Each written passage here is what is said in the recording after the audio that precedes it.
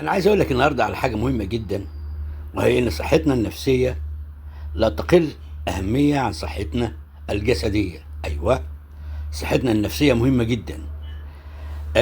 صحيفة الشرق الأوسط اللي بتصدر من لندن، وهي من أبرز الصحف العربية، عملت 6 علامات بتقول لك احترس منهم جدا. إذا ظهرت عليك يبقى أنت عندك تدهور في الحالة الصحية. إيه هي بقى؟ قال لك صعوبة التركيز. إذا لاحظت إنك تجد صعوبة في التركيز على مهامك اليومية، أيوة، لو مش قادر تركز في مهامك اليومية كما كنت تفعل في الماضي، يعني يبقى ده تدهور في صحتك النفسية. احترس يعني. أو تغيرات في المزاج، مثل الشعور المستمر بالحزن أو القلق، أو حتى فقدان الاهتمام بالأنشطة. يعني عندما تبدأ في فقدان الاهتمام بالأنشطة، هذا يشير إلى في مشكلة نفسية. أو اضطرابات النوم، قال لك إذا كنت بتواجه صعوبة في النوم، سواء بسبب القلق أو الأفكار المستمرة، ده بيكون دليل على تأثير صحتك النفسية. طبعا هو بيقول جرب إنك أنت يعني تسترخي وتتنفس بعمق، أو حتى يعني تحاول تشوف حاجة بتحبها وتعملها. بيقول لك برضو من ضمن الأعراض اللي هو الانسحاب التدريجي، الانسحاب الاجتماعي التدريجي.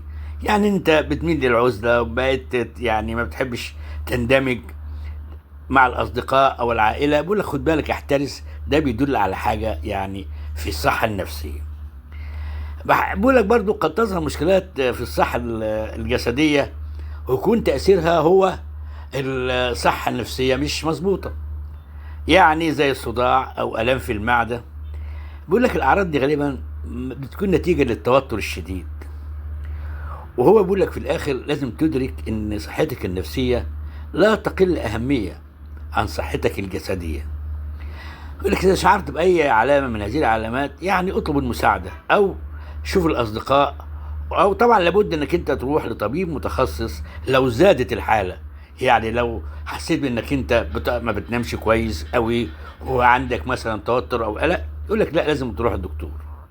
أنا عايز أقول لك إن الأعراض دي مهمة جدا، لأنها بتنبه، بتقول لك انتبه، في حاجة مش مظبوطة في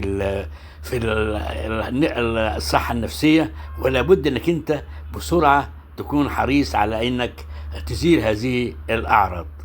حبيت اقول لك على موضوع مهم كتبته صحيفة الشرق الاوسط، لان هو الحقيقة بيهمنا كلنا، خاصة في الظروف الحالية بتاع التوتر الدولي.